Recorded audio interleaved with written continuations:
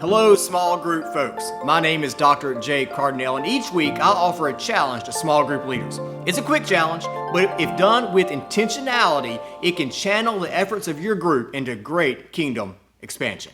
This week we're going to start a three-part series that we're calling Make Room for Folks. Last week I arrived in my room early to get ready for small group time, and I began to arrange the chairs, and I put them in a semicircle. I went and I got a book and I put one in each chair for those who didn't have a personal study guide already. I went to the board and I wrote the title of the lesson on the board. I wrote the passage on the board. I even put the page number. They could find the lesson in their book on the board. I was ready for my small group time. Well, later I went by to check on them after worship. I kind of breezed through and checked to make sure I was kind of find their place. And I went and I made my rounds and shook some hands and had some conversations. And I came back in the room, and as we were talking before the class, they were ragging me about moving the chairs, and we were talking, and I noticed something good and something not so good.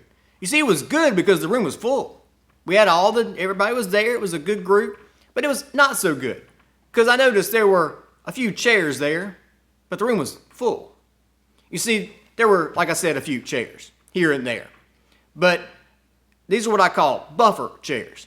They're the chair that a man puts between him and another man, or a chair that a man puts between him and a lady. They're buffer chairs. And since most people in this group are couples, or they come together as a couple, they'd had a hard time finding a chair if they came in late, because there's one chair here and one chair there.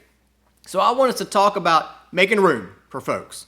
Small group leaders should expect guests. Even if you haven't had a guest in a month of Sundays, if you're hoping to grow your group so that your group can grow closer together and grow deeper in the Word, we should expect guests. One thing we need to do to make that possible is we need to have room for guests. We need to have enough chairs for guests. We need to arrange those chairs so that they are easy to get to. So 2 quick tips. If you're leading a group, don't lead the group with your back to the door. You should be in a different spot in the room. Why? Because we don't want things to be awkward. You see, if someone needs to come in late, they're going to have to brush by you to get in. Everybody's going to look at them when they come in the room.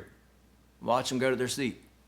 And if someone has to leave to go to the restroom, it's going to be awkward and they have to elbow past you to get out. Or if someone gets called to the nursery, it's going to be weird. And we don't want things to be weird for guests. So just remove that obstacle completely by teaching from a different spot in the room.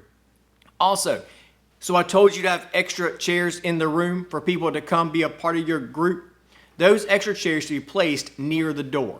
Why? Because if they come in late, it's easy for them to slip right into those chairs. And we should try and teach our folks to leave those chairs empty for guests to come in. Now, sometimes guests are the first ones there, and so they're going to find a seat wherever. But sometimes they come in late. We don't want things to be awkward.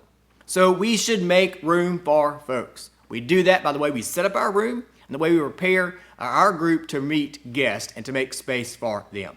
So that's your challenge for the week. Make room for guests. I'll see you next week.